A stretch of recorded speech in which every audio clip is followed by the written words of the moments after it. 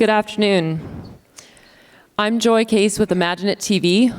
We're very blessed today to have with us Jeff Hoffman.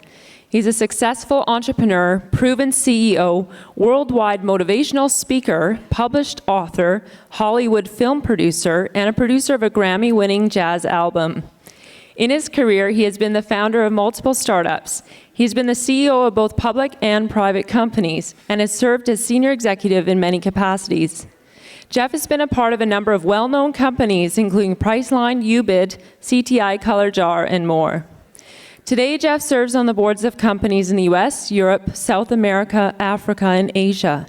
He supports entrepreneurs and small businesses on a worldwide basis, serving on the global board of directors of Global Entrepreneurship Network and the US State Department's GIST program, the APEC Startup Initiative, and many others. He is a member of the board of directors of the Unreasonable Group, where he supports the White House, the State Department, United Nations, and similar organizations internationally on economic growth initiatives and entrepreneurship programs. In 2015, Jeff was honored with the Best of the Best award from the National CEO Association, as well as receiving a Lifetime Achievement Award and being inducted into the Entrepreneurs Hall of Fame for his contributions in the field of entrepreneurship. He also received the Champion of Entrepreneurship Award from JP Morgan Chase, Citibank, and Rising Tide Capital, as well as receiving the George Brown Award for International Cooperation. Outside the world of technology, Jeff has produced movies in Hollywood, has produced musical events, including concerts, tours, and charity events, with such artists as Elton John, Britney Spears, NSYNC, and others. And he serves on numerous charity and nonprofit boards. Well, welcome, Jeff. It is a privilege to call you friend and mentor. I'm not See, here for you. Is this one on? Yeah, okay. Yes. Well, Jeff, thank you very much for having me today. It's so good for you to be here. Travel changes us, and in essence, traveling online to find investments is a form of travel. Please share your experiences about your travel goals as a youth and creating and selling your first business and your travels from there. Okay, I will do that, but before I do that, I want to tell you guys one story that's really what brought me here today, especially when I saw the topic of online investing, let alone crowd investing. So I kind of want to focus on the online piece. So just let me start with that. Historically, right, investing was a very geo-based thing, and startups would come give investors pitches. You sit down in a room, they present something, and you decide whether to invest. So it's a physically oriented thing, which is why there were pockets of investment, like Silicon Valley, like the Northeast Corridor, Boston to New York, or Austin, Texas. You can pick places around the country where investments happen, but startups went there and investors went there because you could physically see the pitch. Here's what's changed, though. And part of that, I have to admit, especially obviously being American, that I admit to the same fault of being ethnocentric in the sense that why a place like Silicon Valley? Because think about how many really successful companies came out of there. So that's why we go look there, because apparently the odds are higher. Well, that creates the belief that we, meaning Americans especially, must have better ideas than everyone else, because why have so many of the world's best companies come from there? Well, here's what travel teaches you. And I had a childhood goal of visiting 50 countries before I died to learn about the world, and I think I'm at about 95 out of 50 right now. But one of the first things I discovered is that, in fact, I was completely wrong. Intelligence, innovation, cleverness, passion, drive, all of those things are equally distributed across the world. Opportunity is not. So it turns out people all over the world were just as smart as anybody in Silicon Valley or anyone else. They just had no opportunity. So why did we not look to Africa, South America, wherever for investments? For that reason. We just didn't, they weren't producing it. And here's what's changed, which is why online investing is so critically important for all of us and such an opportunity for the investors in the room. The whole world has changed, meaning that opportunity has been made available by the democracy of information, which is the internet. So the quick story I want to tell you was, I've been building companies my whole life. For me, being part of Priceline was the 5th startup for me. Obviously, that was one that did really well. But I made a commitment to giving back by mentoring entrepreneurs. So for the last 5 years, I've been on a world tour. I've been going country by country. I just came from Greece and then Vietnam before I came here, looking at entrepreneurs, looking at startups, and looking at markets and ecosystems to see what's out there. And here's a story that really illustrated what I told you guys. I get it because I made this commitment to helping. I get an email from a guy. Guys, I said for 1 year, I'm going to take a year off. I didn't tell anyone my social experiment. For 1 year, I'm going to do a year of yes. I will not say no to anyone that asks me for help for 1 year as a method of giving back. I won't do any deals, transactions, make a dime. I won't be in my office. I'll just go wherever the next person asks me for help. So I get an email. It's a young man, 19 years old, in West Africa, in Senegal. Dear Mr. Hoffman, things are tough in the village. Could you help? I got some ideas. So I went. That was my commitment. I went to West Africa. I had just given a speech on the campus of Stanford. And so I had just come from, people that think they own the patent on creativity. They're pretty good on it, but they in fact don't have a patent on creativity. So I'm being honest, my expectation was low. I'm in West Africa. This young man comes in from working in the fields, because if they don't grow food, they don't eat there. And he showers and says, let me show you this idea. And he starts talking. And I close my eyes and I say, if you take away literally the dirt floor in the house made of mud that I was sitting in, and the African accent, and the goats outside making goat noises, I could have been not only at Stanford, but this was one of the most brilliant ideas I'd heard in forever. And I said, time out. I said, this young man, where on earth did you learn all this stuff? Not in the fields of West Africa. He said, oh, classes at Stanford and MIT. I said, well, dude, then you kind of cheated, right? And I said, you told me you've never left Senegal. He said, I haven't. I said, I don't understand. He said, I got ideas that I've never known how to implement, but now I know. And I said, how? He said, Jeff, I want a better life. And I want to build these things. So after I work in the fields all day, I walk to the internet cafe and I take free Stanford and MIT classes on Coursera. I said, impressive, go on. So he starts talking about, I say, tell me your go-to-market plan. He starts telling me, I said, time out, you did not read those words in a book. People in classes don't know this stuff because you got to be out there trying and failing. Who told you to say that? And he said, check this out. He said, I got ideas and I want to know how to implement them. So after I watched Coursera classes, he said, I watched TED Talks. And he said, think about it, guys. Who gives a TED Talk on any domain? Probably the best person in the world on that thing. He said, Mr. Hoffman, I found you because I watched your TED Talk, emailed you, and here you are. That didn't even exist not long ago. I said, continue. And he said, let me show you my investor pitch. He starts showing me an investor deck. I said, okay, you're busted. You did not write this investor deck.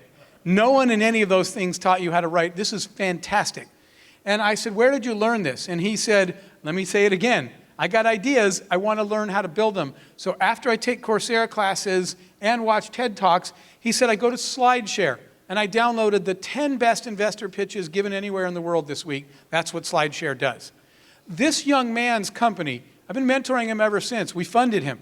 It is 4 years later, he has 350 employees in 7 West African countries, and he's highly profitable. He picked me up in a shiny new Beamer and a suit. Why is online investing important? Because there's no other way that he can get to market. And for you as an investor, if we keep thinking ethnocentric, we are missing the most brilliant people in the world. The reason you never saw them before is because they never had the tools to build what they want to build. Now they do, and the next best thing. Trust me, years ago I was on Wall Street, and they said, what's next? And I said, the next biggest IPO in the market will come from China. I got laughed out of the building. You know why? I had just visited this ambitious little guy in China named Jack Ma. And he said, can you give me some advice on this thing we're building? It's going to be called Alibaba. And I said, the next big IPO is coming from China, and everybody laughed at me. You remember how big that IPO was. It's coming. We have to connect online, and you've got to find a way to discover these people and invest in them online. Wow. Thank you. Let's give him a hand.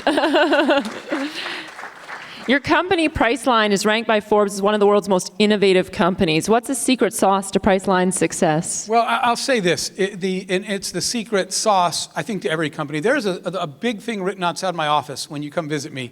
Everybody brings me ideas all week long. And it says on my wall, ideas are welcome here, but execution is worshipped.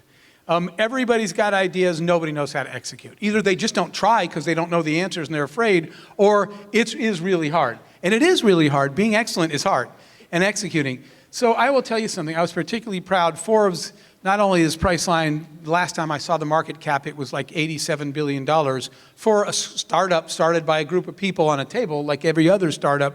But Forbes just did a thing, for those of you who didn't see it, and they said the answer will surprise you.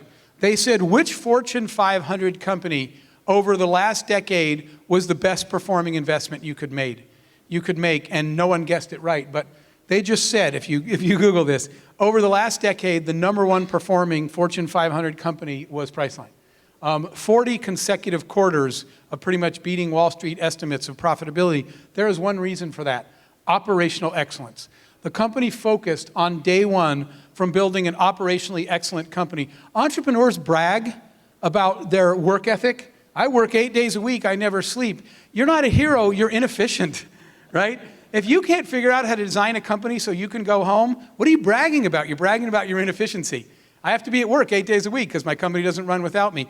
The focus of Priceline from the beginning was build a company so well designed operationally that you literally could go home and the company keeps on making money. That is how it achieved those results. Thank you.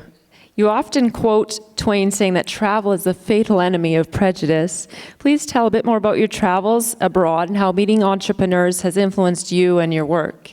So I'll say this as well, that everybody in this room, we all talk about the fact that a passionate entrepreneur is better than one that just says, I'm hoping to make some money doing this. And even though some people think that sounds silly, do what you're passionate about, it's not.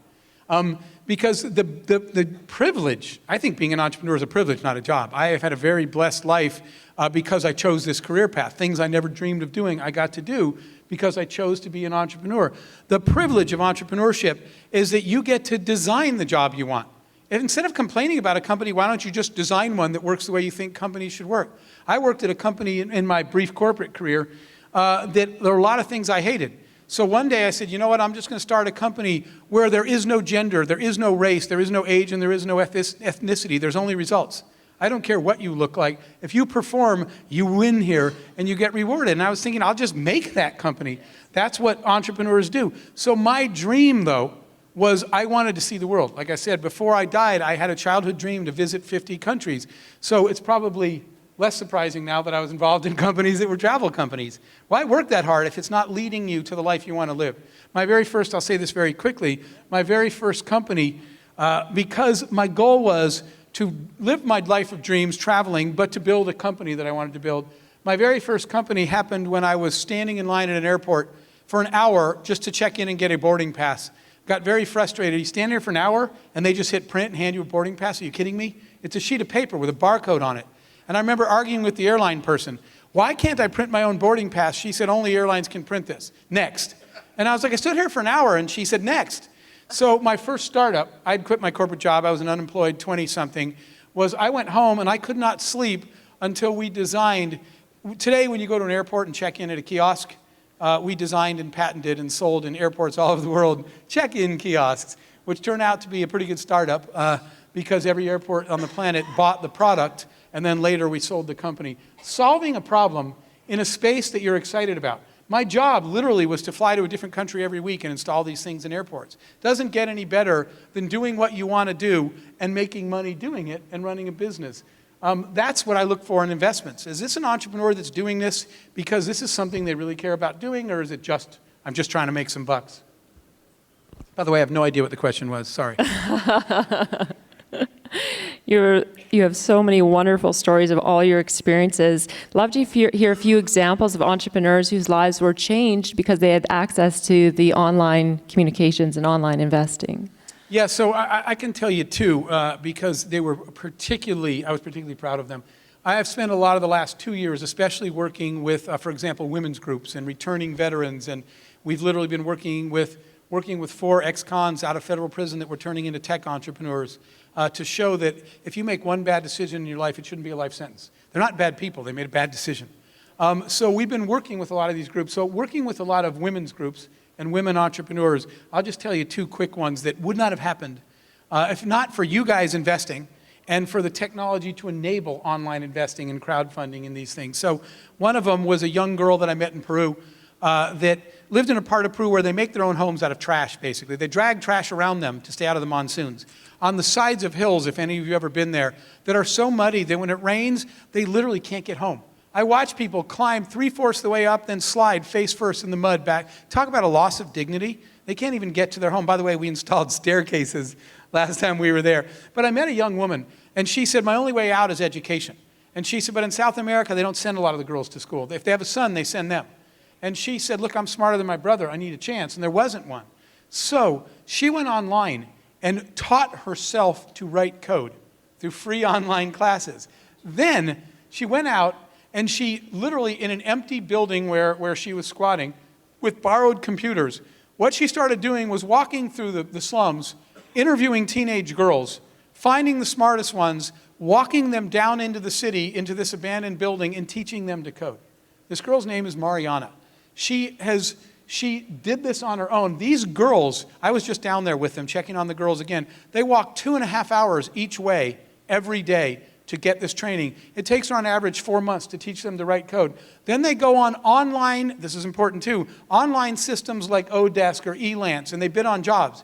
Nobody knows that it's a young girl in Peru. They just get good work. They write good code and they build websites. They now buy their families homes. They're making so much money, relatively speaking. What was really cool, she taught herself to code online, right? She raises money online. Everything that she does would not exist without this world. Now, I think she's getting ready to open her 3rd or 4th coding school. There are actually schools now down in Peru, and she's going to expand to 2 other countries. And what I thought was particularly cool was that when we did the last Global Entrepreneurship Summit with President Obama, the White House said, we're going to pick somebody, one of the most impressive female entrepreneurs in the world. When I walked in that room, I had tears in my eyes. Because there on the stage was President Obama, Mark Zuckerberg, and Mariana from Peru. Wow. Pretty cool. She changed her life through online investing in technology. We can create that opportunity in this room. So powerful. So you're in the right place at the right time. In 2015, I wrote a book called Crowd Power in the Age of Human Potential. And I wondered, what if everybody in the world chose just one global priority?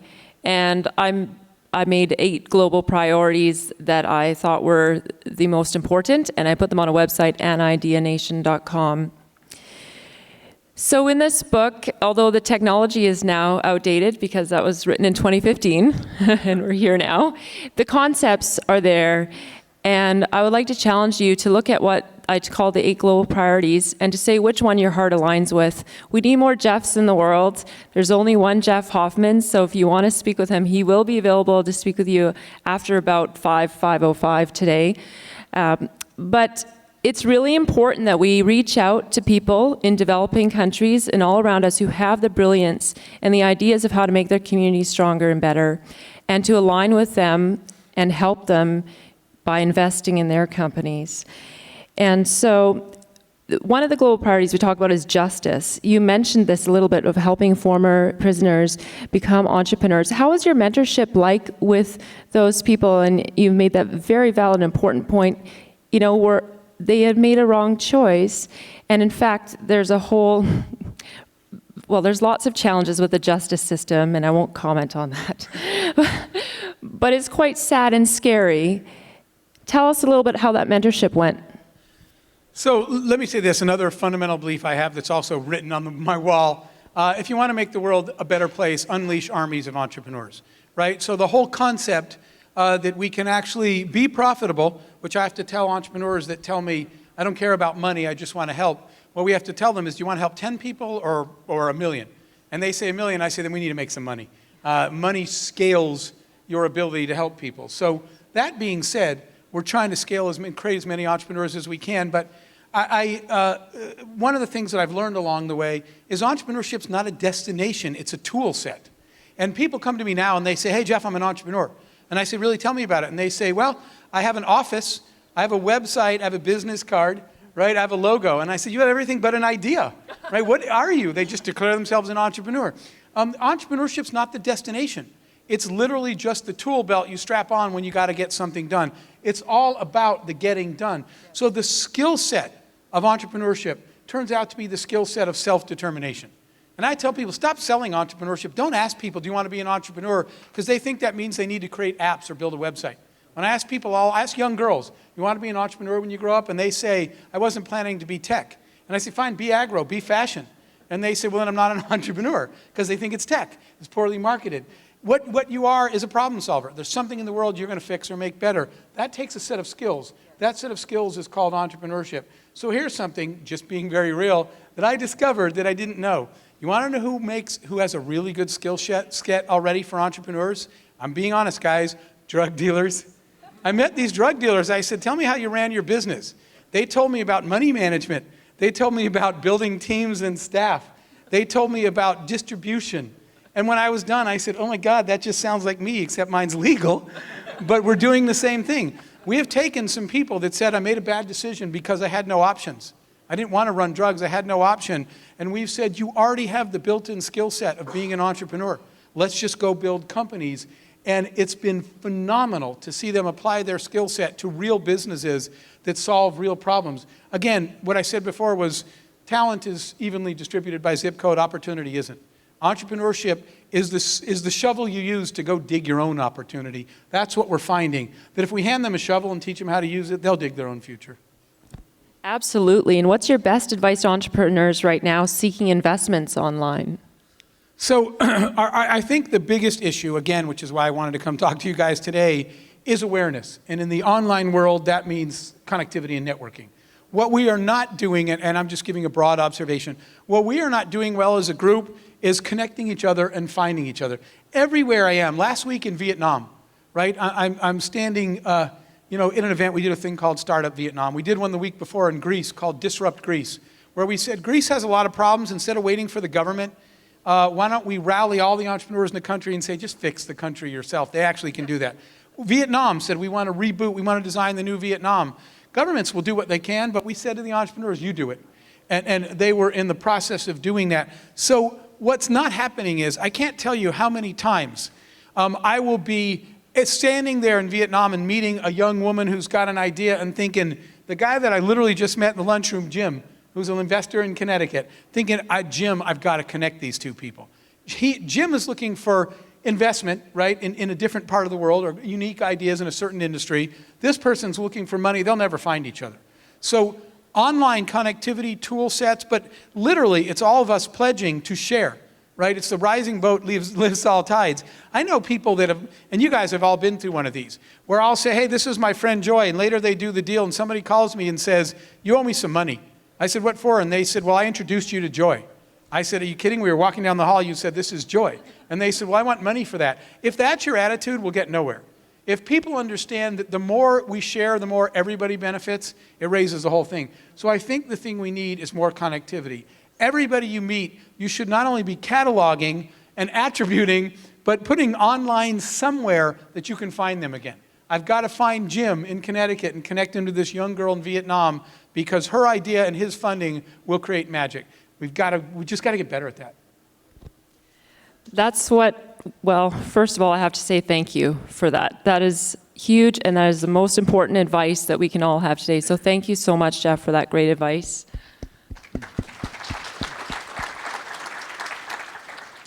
So we're all about solving problems with scalable solutions and commuting the impact of such in an emotionally moving way. There's never been a better time than now with all our digital communications and video.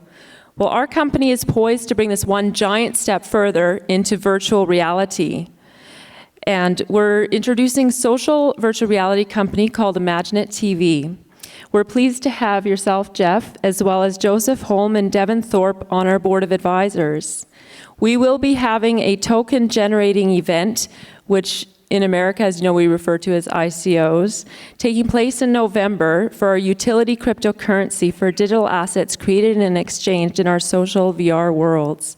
You can find us at imaginatetv.com and pre-register for launch details. It's been absolutely amazing and wonderful having you and sharing this stage with you. I'm humbled and blessed to be your mentee and your friend. Thank you, Jeff, for everything. Thank you very much. I'll just say, I don't know, do we have time for a couple of questions? Yeah. We've got about 3 minutes. I will say now, and I'll apologize in advance, we are in the process of moving people from Florida to Puerto Rico out of the path of the storm, and they're all waiting on me. So when we're done here, we'll take a few questions. I am going to go work on that relief effort, and then I'm going to come back and hang out with you guys after. But right after this, I have to run for a little bit because the storm is coming, and we got to get people to safety. So we'll take 3 questions then. Yes?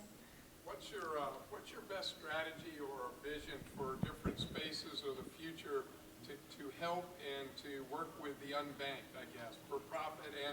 Okay, that's an absolutely great question. His question was about areas like working with the unbankable in the world, the unbanked people. And so let me put it to you this way. Joy mentioned that I'm a partner and a board member in a venture called the Unreasonable Group. What we do is we run hyper-accelerators. What hyper-accelerators are is instead of a typical accelerator where when you go in it, there might be 15 companies, but they're all working in different industries on different problems. Hyper-accelerators, we pick a cause. We call them BFPs, big effing problems. We pick one of the world's biggest problems, and then we go around the world and we find all the entrepreneurs in the world who are trying to solve that problem. We bring them all to one country for a couple of weeks and we mentor them. We literally wrap them in a cocoon of funding, of mentorship, of everything we can because they have to succeed. So that's one of the ones we did. We partnered with Barclays Bank. We got entrepreneurs from all over the world, and one of the things we addressed was banking the unbankable. Entrepreneurs, startups around the world are working on that problem everywhere, from Africa to Asia to South America to the US. And so what we focus on is bringing them together and increasing their odds of success.